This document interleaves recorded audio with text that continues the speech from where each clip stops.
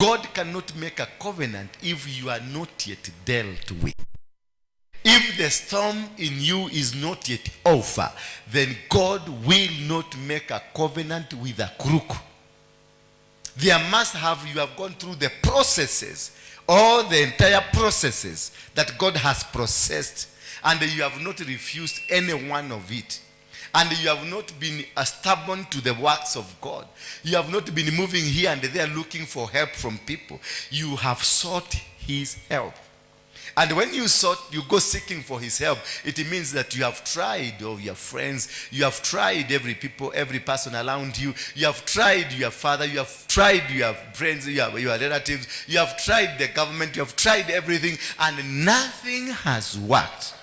Therefore, when you come now back to him, you come knowing that I have no option. I have to sit under him.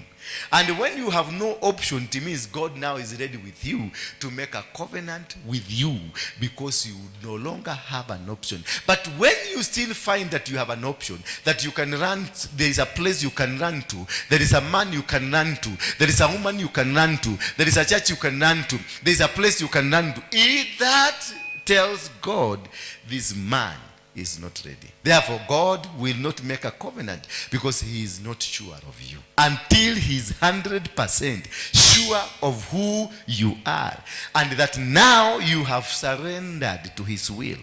Until you completely surrender, without bringing in your experiences of life, without bringing in the people you know, the protection that you have.